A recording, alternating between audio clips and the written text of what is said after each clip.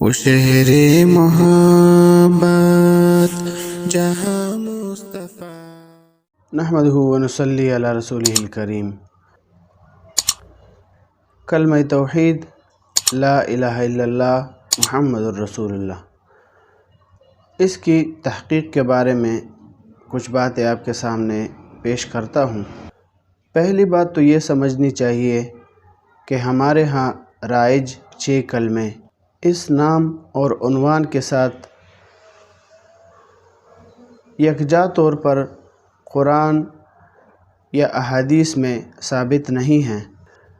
اور نہ کسی نے دعویٰ کیا ہے کہ یہ کلمات اس نام اور عنوان کے ساتھ قرآن مجید یا احادیث میں ثابت ہیں یا اس ترتیب کے ساتھ وارد ہیں۔ البتہ ان کلموں کی عبارات مختلف نصوص میں موجود ہیں۔ بعض کلمات بعینہ موجود ہیں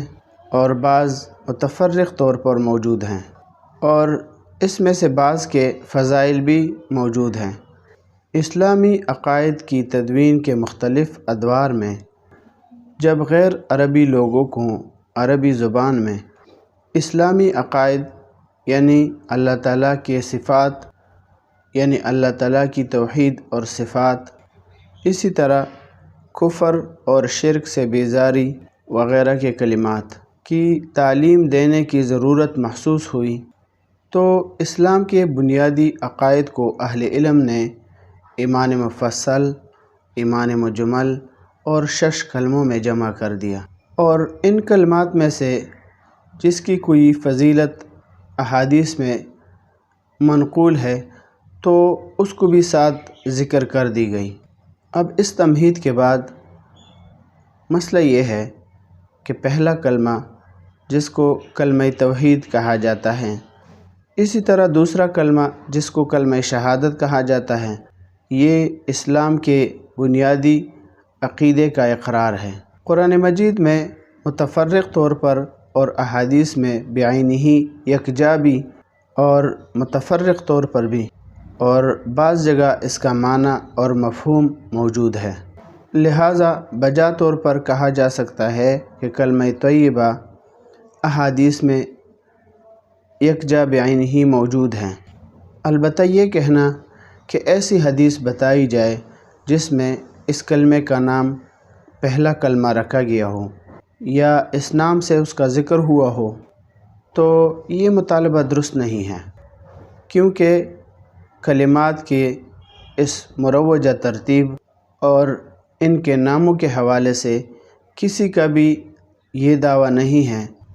کہ احادیث میں یہ ان ناموں کے ساتھ مذکور ہے۔ اصل مقصد عقیدہ ہے۔ بہرحال پہلے کلمے کے الفاظ بعینہ صحیح احادیث میں مذکور ہیں، ویسے تو معنی اور مفہوم کو ثابت کرنے کے لیے احادیث بہت زیادہ ہیں۔ المستدرک علی الصحیحین للحاکم جلد نمبر 2 صفحہ نمبر 671، اس جگہ پر اس حوالے کے ساتھ جو امام حاکم رحمۃ اللہ علیہ نے حدیث نقل کی ہے، اس کے بعد امام حاکم رحمۃ اللہ علیہ نے اس کو صحیح کہا ہے۔ اسی طرح کنز العمال جلد نمبر 1 صفحہ نمبر 55 پہ، اور کنز العمال دوسرا حوالہ جلد نمبر 1 صفحہ نمبر 57 پہ بھی اس طرح کی احادیث موجود ہے۔ لہٰذا جو لوگ اس کلمے کے اوپر یا ان کلمات کے اوپر اعتراض کرتے ہیں تو ان کا یہ اعتراض جو ہے وہ غلط ہے، کیونکہ یہاں یہ مقصود نہیں ہے کہ یہ کلمات، ان میں سے اگرچہ بعض ثابت بھی ہیں، لیکن یہ مقصود نہیں ہے کہ یہ کلمات بعینہ ان الفاظ کے ساتھ احادیث یا قرآن مجید میں وارد ہوئے ہیں، بلکہ اس کا مقصد یہ ہے کہ جو اسلام کے بنیادی عقائد ہے ان کو لوگوں تک پہنچانے اور لوگوں کے دلوں میں راسخ کرنے کا ایک آسان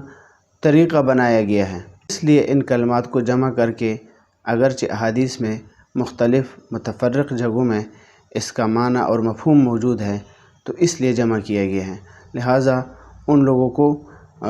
جو ہے اپنے بارے میں غور کرنا چاہیے کہ ہم یہ جو بات کر رہے ہیں یہ اصل میں کلمے پر نہیں بلکہ اسلامی عقائد کے اوپر اعتراض کر رہے ہیں۔ وما علینا الا البلاغ۔